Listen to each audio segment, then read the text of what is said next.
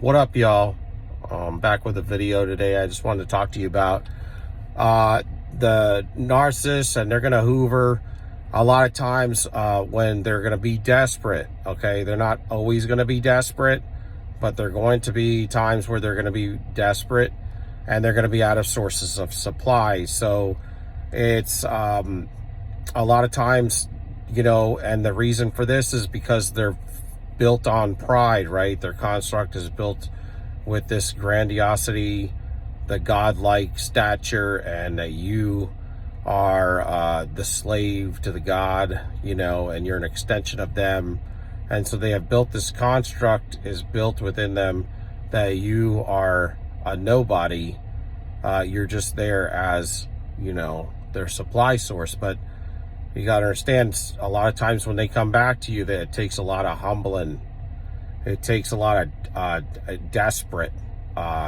This is a desperate attempt, So you got to understand that this is they're in beast mode, right? So when they're in beast mode, they're going to be thinking like a beast. That's how they're going to be. They're going to be in fight or flight. So when, like they always are anyway, but at this particular time, it's going to be fight or flight at its best. So when they are telling you that they've changed, or that they are willing to go to counseling, or that they are doing different things or whatever, or they've changed their mind, or they've seen the light, it's not true.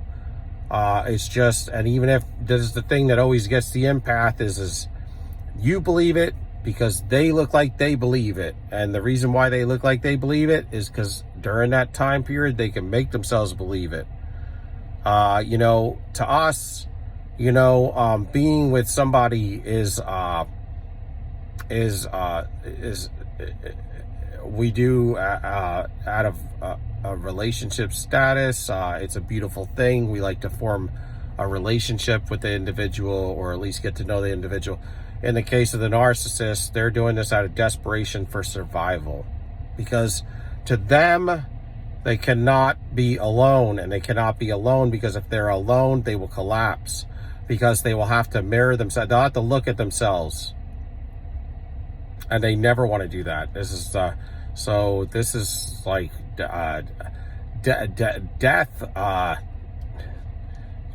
Them turning inside and looking at themselves and collapsing is the worst thing in the world. They do not ever want to do that, because they know what they look like. They know they're scum. They know they're trash, because that's how they treat people every day, and that everything they walk on and built is a lie. Their whole construct of their life is a lie and a fairy tale. It's and don't get it twisted. It's not a good fairy tale. It's a crappy one. It's a nightmare. It's a horror fairy tale. Okay, I think that's what a lot of people can get messed up too. A relationship or the life that they are living in their mind is a horror flick, man. It's like Friday the 13th on steroids. You know what I mean? I know Friday the 13th wasn't that scary, but the real life one. And I say that because it's like you go into a dream and that, right? Their whole life is like this fogged up dream of a nightmare that you always boxing to get out of, because it's like they what they say and what they do are two different things, and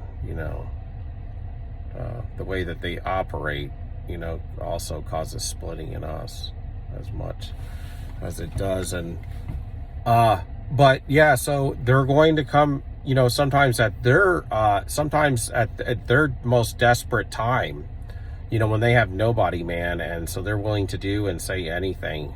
So don't get it twisted. Just you have to be strong, because they'd be willing to do anything or say anything, and they believe it at that moment in time as well if they have to. It's like some of them pass lie detector tests, because if they believe it, whether it's true or not, they believe it.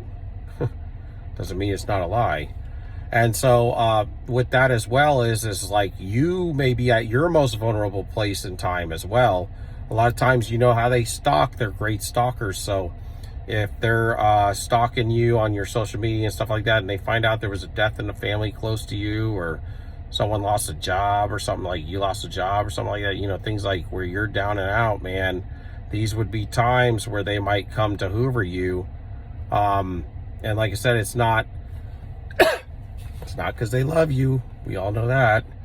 But it's to manipulate you. And you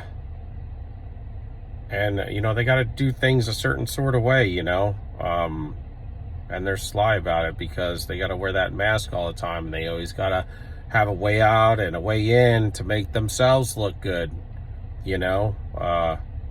You know, they may be, oh, we got back together because he had a death in the family and I just came there to just be a friend. And then, you know, before you knew it, we was going out again.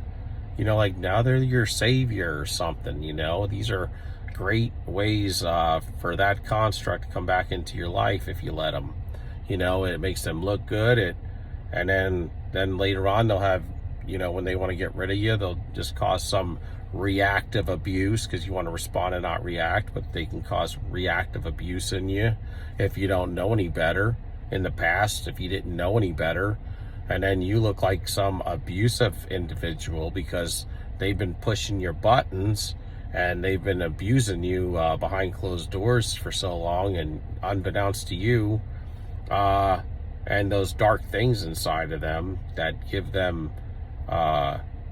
extra negative energy to be extra hateful and devise just the worst evil plans, you know, that are almost against nature on you, you know, that would cause you to react in amongst people, so that then you look like an abuser, you know, a person that has anger issues, or that's a controlling individual, when what they're doing is they're projecting themselves onto you and then causing you to react through the abuse that they have placed upon you over time, you know, because they do things, they stack in layers with this abuse and these manipulations. It's like a Big Mac, man. They just stack, you know, one form of abuse on top of another layer of abuse and another layer of abuse. And you know, before you know it, you don't know which way's up and which way's down. My point is if they're in desperation to get you back to Hoover you, because they don't want to look inside and deal with themselves, and that's where they are at the point of almost collapse, and then you're almost in a desperate situation or spot.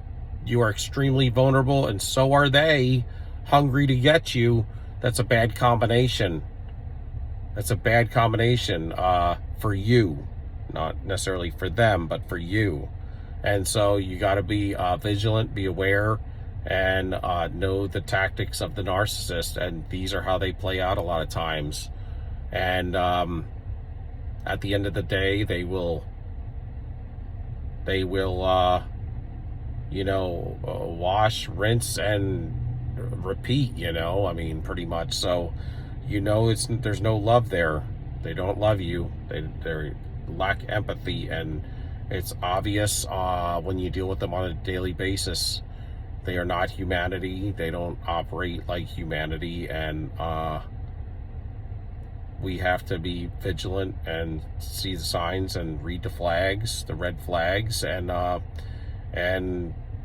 when you know that you're dealing with a narcissist, man, you have got to leave, no matter what it takes, and find a way to heal, whatever it takes. But being with them is nothing but destruction and paths of destruction.